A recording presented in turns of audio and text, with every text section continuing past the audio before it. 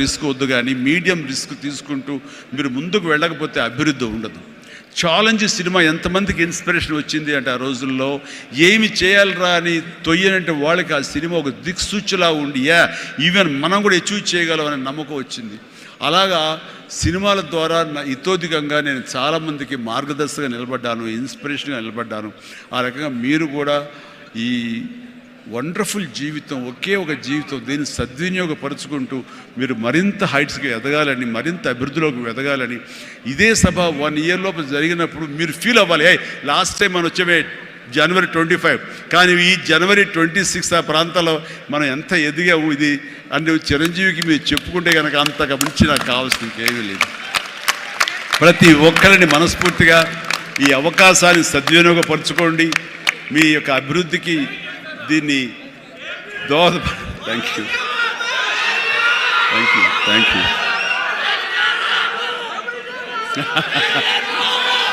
Yes ఇందాక నుంచి చాలా చెప్తూ నా అచీవ్మెంట్స్ గురించి చెప్పాను. Pawan Kalyan is my achievement, Ram Charan is my achievement, నా ఫ్యామిలీలో ఉన్న అందరు బిడ్డలు అందరూ కూడా నా అచీవ్మెంట్. వీళ్ళందరూ చూస్తుంటే ఇది కదా నేను సాధించానని. మొన్న పవన్ కళ్యాణ్ ఇంటికి వచ్చినప్పుడు ఒక మాట అన్నాడు, అన్నయ్య నీకు మాట అనేవాడికి గుర్తుందా అని. ఏమన్నానరా, మన ఇంట్లో ఇంతమంది మీరందరూ ఉన్నందుకు, నాకు ఈ అవకాశం భగవంతుడు ఇచ్చినందుకు ఇది నాతో ఆగిపోకూడదు. ఒక రాజ్ కపూర్ ఫ్యామిలీలో ఎంతమంది ఎలా ఉన్నారో ఆ రకంగా మరొక రాజ్ కపూర్ ఫ్యామిలీ మన మెగా ఫ్యామిలీ అవ్వాలి అని నువ్వు చెప్పావు. ఈ రోజున చూస్తుంటే తలుచుకుంటే నీ మాట ప్రభావం, నీ మాట మంత్రంగా ఈరోజు పనిచేసి మన ఫ్యామిలీలో ఇంతమంది 9 ఉన్నావు, 10 మంది దాకా ఉన్నావు అంటే కనుక నీ మాట పవర్. ఎందుకంటే నువ్వు చాలా నిష్కల్మషంగా అంటావు, అనేదో కన్విక్షన్తో అంటావు, అందులో ఎలాంటి పొల్యూషన్ ఉండదు కాబట్టి దానికి బలం ఎక్కువ అన్నయ్య. మంచి మనసుతో అంటావు, పాజిటివ్తో అంటావు అని కళ్యాణ్ బాబు అంటే అవును కదా అనుకున్నా.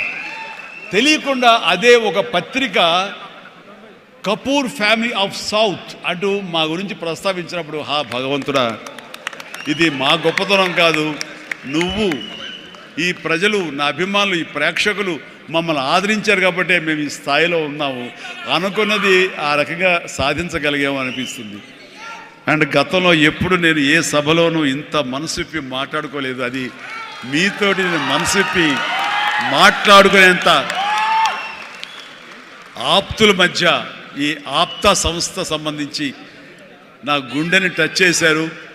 అందుకనే లోపల నుంచి అది తన్నుకు వచ్చింది కాబట్టి మనస్ఫూర్తిగా నా కుటుంబ సభ్యులతోటి, నా వాళ్ళతోటి నేను మాట్లాడుతున్నట్టుగా అనిపిస్తుంది.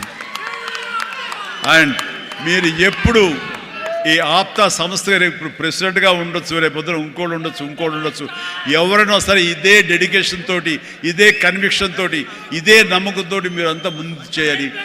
అండ్ ఇక్కడ ఈ రోజున ఈ అద్భుతమైనటువంటి ఎన్విరాన్మెంట్లో ఈ యొక్క వెన్యూలో మనం చేయగలుగుతామంటే వెనకాల మన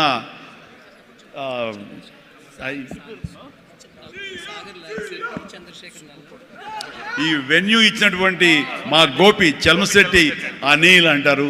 గోపి నాకు అత్యంత ఆప్తుడు, నా ఇంటి మనిషి. మేము ప్రతిరోజు కలుసుకుంటూనే ఉంటాం.